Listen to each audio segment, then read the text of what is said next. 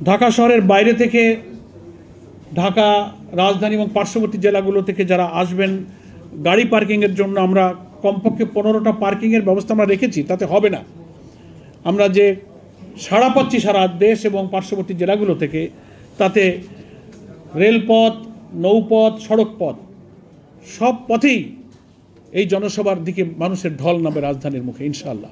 তো আপনারা ইতিমধ্যেই সবাই জেনেছেন যে এই জাতীয় সমাবেশ দীর্ঘদিন পর, অর্থাৎ বাংলাদেশ জামাতে ইসলামীর উপরে স্বাধীনতার এই 54 বছরের বিভিন্ন সময় আমরা কিভাবে মজলুম হয়েছি, নির্যাতিত হয়েছি, সাংবিধানিক রাজনৈতিক সব অধিকার হারা আমরা হয়েছি, সেই ইতিহাস আপনারা জানেন।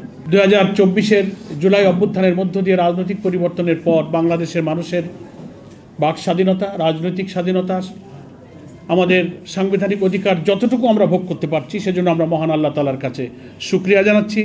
এবং সেই সুযোগই আমাদেরকে এই জাতীয় মহাসমাবেশ আয়োজনের সুযোগ করে দিয়েছে, সেজন্য আমরা আল্লাহর কাছে খুব কৃতজ্ঞ এবং আপনাদের দেশবাসীর কাছে, প্রশাসন এবং যারা এই সমাবেশের সহযোগিতা করছেন তাদের প্রতি আমরা কৃতজ্ঞতা জানাচ্ছি। মানবতা বিরোধী অপরাধ, এই সব অপরাধীদের বিচার যেন জাতির সামনে দৃশ্যমান হয়, এটা আমাদের এই জাতীয় মহাসমাবেশের অন্যতম দাবি। এরপর অবশ্যই নির্বাচন সুষ্ঠু করার প্রয়োজনে গণ আকাঙ্ক্ষা অনুযায়ী আমাদের কতগুলো রাষ্ট্রীয় অর্গান এবং বিভাগের মৌলিক সংস্কার শেষ করতে হবে। এই মৌলিক সংস্কারের দাবি আমরা এই জাতীয় সমাবেশ থেকে আবার তুলব। যদিও জুলাই অভ্যুত্থানের পর সকল দেশপ্রেমিক গণতান্ত্রিক শক্তি এই সংস্কারের দাবি তুলেছেন, যে রাষ্ট্রীয় কাঠামোর মধ্য দিয়ে এই ফ্যাসিবাদের জন্ম হয়েছে এবং তারা কর্তৃত্ববাদী শাসনে আমাদের দেশের সমস্ত ক্ষমতা, রাজনৈতিক, মানবিক, সাংবিধানিক সব কিছু কেড়ে নিয়ে তারা বর্বর একটা যুগ তারা শাসন করেছে। এই কর্তৃত্ববাদী শাসক যেন আর তৈরি না হয়, এই জন্য আমাদের রাষ্ট্রের কাঠামোকে পরিবর্তন করতে হবে।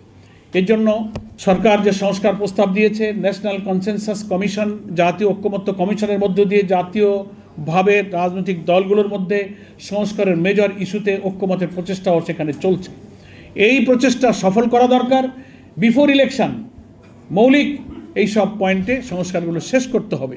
নির্বাচন কমিশন, সংবিধানের কিছু সংস্কার, প্রধানমন্ত্রী রাষ্ট্রপতির ক্ষমতার মধ্যে ভারসাম্য, দুর্নীতি দমন কমিশন, অনেক ইম্পর্ট্যান্ট এখানে আছে, জুডিশিয়ারি, পুলিশ অ্যাডমিনিস্ট্রেশন।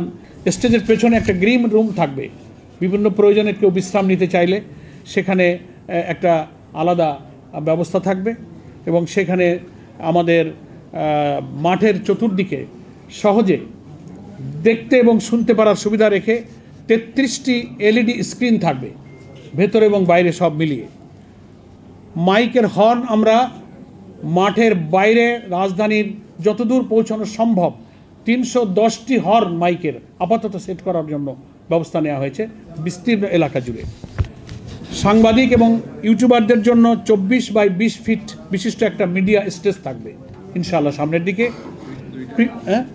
2টা স্টেজ থাকবে মিডিয়া এবং আমাদের ইউটিউবারদের জন্য। বিদ্যুতের অল্টারনেটিভ পৃথক জেনারেটরের ব্যবস্থা থাকবে। পানি নিষ্কাশনের একটা ব্যবস্থা থাকবে পৃথক মোটর দিয়ে। যদি বৃষ্টি নামে, আমরা আল্লাহর কাছে সাহায্য চাচ্ছি, বৃষ্টিটা এখন যদিও শ্রাবণ মাস পড়েছে, বর্ষা হওয়ার সম্ভাবনা আছে, তো পানি যেন জমে না যায় তার জন্য আমাদের কিছু প্রস্তুতি আমরা রেখেছি। এবং অসমতল মাঠকে সমান করার জন্য পর্যাপ্ত পরিমাণ বালু ফেলা হচ্ছে। আপনারা অনেকেই মাঠ দেখেছেন, প্রতিদিন আমরা মাঠ মনিটরিং করছি। আমরা মাঠটাকে সমান করে মানুষ বসতে পারবে। আমরা তো বসার ব্যবস্থা করব, মাঠেই লোকেরা বসবে। বিশাল মাঠ, এখানে এত লোকের চেয়ার দিয়ে বসলে অ্যাকোমোডেশন করা কঠিন হবে। এই জন্য আমরা ত্রিপল দিয়ে বসতে পারি, সেজন্য মাঠটাকে আমরা সমতল করার চেষ্টা করছি।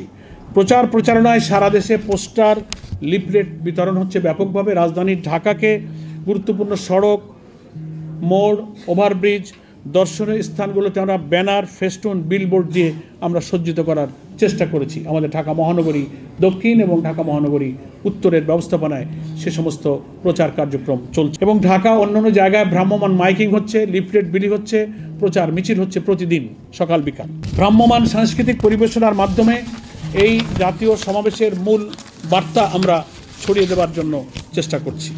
আমাদের সাংস্কৃতিক পরিবেশনা হবে আমাদের এই জাতীয় সমাবেশের একটা আলাদা আকর্ষণ। মূল সমাবেশের কার্যক্রম যেহেতু 2টায় শুরু হবে, দুপুর 2টায় বক্তৃতার পালা, তার আগে সকাল 10টা থেকে ইনশাআল্লাহ আমাদের এই সাংস্কৃতিক পরিবেশনা শুরু হবে।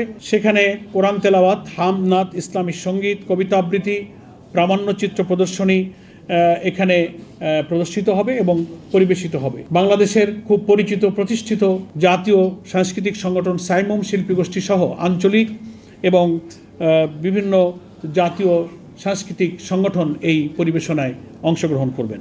20টি পয়েন্টে প্রায় 6000 স্বেচ্ছাসেবক বিভিন্ন বিভাগে দায়িত্ব পালন করবেন। বিভাগ তো আপনারা শুনলেন, অনেকগুলো ডিপার্টমেন্ট আমরা করেছি।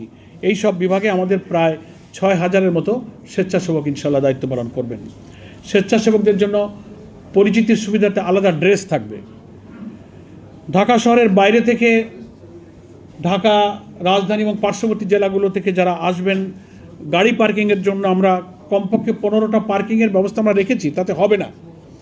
আমরা যে সাড়া পাচ্ছি সারা দেশ এবং পার্শ্ববর্তী জেলাগুলো থেকে, তাতে রেলপথ, নৌপথ, সড়ক পথ, সব পথেই এই জনসভার দিকে মানুষের ঢল নামবে রাজধানীর মুখে ইনশাআল্লাহ। তো আমরা সাধ্যমতো চেষ্টা করছি এই পার্কিং স্পটগুলো সেফ এবং সেফটি সিকিউরিটি কীভাবে রাখা যায় সেগুলো নির্দিষ্ট করে সেখানেও আমাদের স্বেচ্ছাসেবক ইনশাআল্লাহ থাকবে। ওয়াসা থেকে সরবরাহকৃত পানির ব্যবস্থা রাখার চেষ্টা করছি। পানি বোতলের পানি রাখার জন্য আমরা 50,000 মিনারেল ওয়াটারের বোতল রাখবার জন্য আমরা ইনশাআল্লাহ পরিকল্পনা গ্রহণ করেছি। ভিআইপি এবং সাধারণের জন্য খুব জরুরি ভিত্তিতে টয়লেটের প্রয়োজনে আমরা বেশ কিছু টয়লেট ব্যবস্থা ভিআইপিদের জন্য রেখেছি, সাধারণের জন্য আমরা ইনশাআল্লাহ রাখব। প্রাথমিক চিকিৎসার জন্য, ফার্স্ট এইডের জন্য আমাদের 15টা মেডিকেল বুথ থাকবে। সোহরাওয়ার্দী উদ্যানের চারিপাশ দিয়ে আমাদের ভিতরে বাইরে মিলে মোট 15টা মেডিকেল বুথ থাকবে। একাধিক বেড, প্রতিটি বুথে 2 জন করে এমবিবিএস ডাক্তার, জরুরি ঔষধ এবং অ্যাম্বুলেন্স সার্ভিস আমরা রাখবার ব্যবস্থা করেছি। আমাদের আইটি টিম এবং লাইভ সম্প্রচারের জন্য ফ্রন্ট ও ড্রোন ক্যামেরার সাহায্যে সমাবেশে উচ্চমানের ভিডিও ধারণ এবং তা সমাবেশস্থলের এলইডি স্ক্রিনে প্রদর্শন করা এবং ফেসবুক, ইউটিউব সহ সকল সামাজিক মাধ্যমে লাইভ সম্প্রচার করা হবে আমাদের জাতীয় সমাবেশের কার্যক্রম। এবং জনসভার শৃঙ্খলা, নিরাপত্তা, ট্রাফিক ব্যবস্থাপনা, আইন শৃঙ্খলা পরিস্থিতি, রাজধানীর বাইরে থেকে আগত জনসাধারণের জন্য সড়ক, নৌ ও রেলপথে নিরাপদ যাতায়াত নিশ্চিত করার জন্যে আমরা মাননীয় স্বরাষ্ট্র উপদেষ্টা, পুলিশ কমিশনার এবং সংশ্লিষ্ট বিভিন্ন সংস্থা বিভাগের সহযোগিতা কামনা করেছি। আমরা সাক্ষাৎ করেছি, লিখিতভাবে আমাদের প্রয়োজনীয় চাহিদা জানিয়েছি। আমাদের নেতৃবৃন্দ সাক্ষাৎ করে আমরা যাবতীয় সহযোগিতা ওনাদের কাছে চেয়েছি। ওনারা সাধ্যমতো সহযোগিতার জন্য কথা দিয়েছেন এবং তারা প্রচেষ্টা চালিয়ে যাচ্ছেন। রাজধানী সহ সারা দেশের সর্বস্তরের জনগণকে জাতীয় এই মহাসমাবেশে অংশগ্রহণ করার জন্য এবং সর্বাত্মক সহযোগিতা করার জন্য আমরা দেশবাসীর কাছে আন্তরিকভাবে আহ্বান জানাচ্ছি। আমরা সর্বশেষ যে খবর পাচ্ছি তাতে সারা দেশ থেকে সড়ক, নৌ এবং রেলপথে বিপুল সংখ্যক মানুষ রাজধানীতে ইনশাআল্লাহ ওই দিন বিভিন্ন প্রবেশ পথ দিয়ে প্রবেশ করবে। এ কারণে দেশবাসীর কাছে আমাদের আহ্বান এবং রাজধানীবাসীর কাছে বিশেষ করে আহ্বান যে এই সব কারণে নগর জীবনে হয়তো একটু দুর্ভোগ এবং যানজট সৃষ্টি হতে পারে। আমরা জামাত ইসলামীর পক্ষ থেকে দেশবাসী এবং নগরবাসীর কাছে অগ্রিম বিনয়ের সাথে ক্ষমা প্রার্থনা করছি যে এই সমাবেশের কারণে কিছু জনদুর্ভোগ, কিছু যানজটের কারণে নগরবাসীর কিছু কষ্ট হবে। আমরা নগরবাসীর কাছে, দেশবাসীর কাছে অগ্রিম ক্ষমা প্রার্থনা করে রাখছি। আপনারা আমাদেরকে ক্ষমাসুন্দর দৃষ্টিতে দেখবেন। আপনারা জানেন যে আমরা মানুষের জন্য এবং দেশের কল্যাণেই কাজ করছি। আমাদের একটি রাজনৈতিক সাংবিধানিক অধিকার এই বিশাল জাতীয় সমাবেশ সফল করা। আমরা দুর্ভোগ এড়ানোর জন্য কিন্তু দেখবেন নগরীর কোনো সড়ক আমরা ব্যবহার করিনি।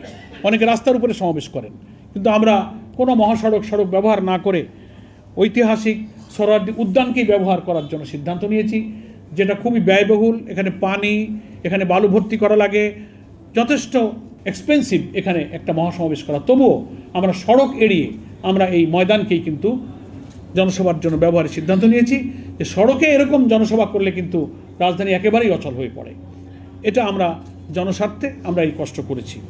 ফলে আমরা দেশবাসীর কাছে আজকের এই সাংবাদিক সম্মেলন থেকে আহ্বান জানাবো, সরকার এবং সংশ্লিষ্ট প্রশাসন এবং যত বিভাগ আছে সমগ্র দেশবাসীর কাছে আমরা আন্তরিক দোয়া এবং সহযোগিতা কামনা করছি। বৃষ্টি মৌসুম হওয়ার কারণে বৃষ্টি হওয়ারও সম্ভাবনা আছে। আমরা আহ্বান জানাবো, সাংবাদিক বন্ধুদের কাছে বিশেষ অনুরোধ থাকবে, আপনাদের যথেষ্ট সহযোগিতা সুব্যবস্থা ওখানে আপনাদের সংবাদ গ্রহণ এবং পরিবেশনের জন্য আমরা রাখবার চেষ্টা করেছি। আমাদের এই জাতীয় মহাসমাবেশে যারা উপস্থিত হবেন, বৃষ্টি হলেও তারা যেন শৃঙ্খলার সাথে এই সমাবেশ সফল করেই তারপর সমাপ্তি পর্যন্ত থাকেন, সেই আহ্বান আমরা আগের থেকেই জানিয়ে রাখছি।